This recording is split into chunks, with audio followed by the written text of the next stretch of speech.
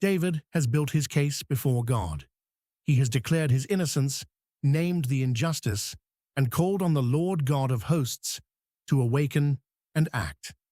Now, the psalm shifts. David pulls back from his argument and describes what he sees outside his walls. Verses 6 and 7 are a portrait of the enemy, drawn in precise detail, and the portrait is not flattering. They return at evening. They make a noise like a dog and go round about the city. Psalm 59, verse 6. The phrase, "they return at evening," carries deliberate weight. Evening is the hour of the predator. Lions hunt at dusk. Assassins move when darkness covers their work. Saul's men took their positions at night, and David watched from inside as they circled him. The word return suggests this is not their first attempt. They come back. They are patient in their malice, disciplined in their hatred, committed to their assignment. David compares them to dogs. These dogs were not pets, but scavengers. They ran in packs through city streets after dark, snarling and fighting over scraps, dangerous and unpredictable. The comparison is not incidental. David strips these powerful men of their dignity. Saul's soldiers, armed and carrying the weight of royal command, are reduced in David's description to howling street dogs prowling in the dark. They go round about the city, describes their circling motion.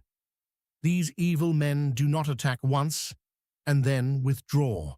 They make a circuit, checking every exit, cutting off every escape. The image is of men who have sealed the perimeter and now they wait for the right moment. David is trapped, and he knows it. They are confident their prey cannot get out.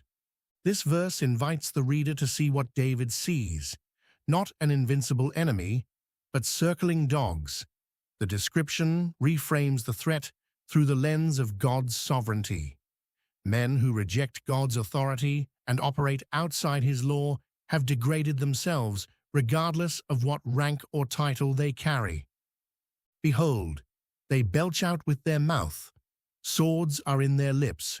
For who, saith they, doth hear? Psalm 59, verse 7. The word belch is not accidental. It is a word of excess, of something coming out without restraint or dignity. Their mouths produce a torrent of slander, threats, and lies. They do not choose their words with care because they do not fear consequences. Swords are in their lips. Their tongues become weapons. This image runs through the Psalms. Words destroy innocence in the court of public opinion and carry verdicts before any judge rules. Saul's men speak against David, and their speech functions as a blade drawn against him. The final phrase lands with full force, for who, saith they, doth hear? This is the theology of the wicked. They believe God is not paying attention, and no judge is watching. Operating with the confidence of men who believe their actions carry no eternal accounting. They say what they want and circle their prey in the dark. This is the essence of practical atheism, not a formal denial of God's existence, but a functional denial of his awareness. They live as though God does not see or hear,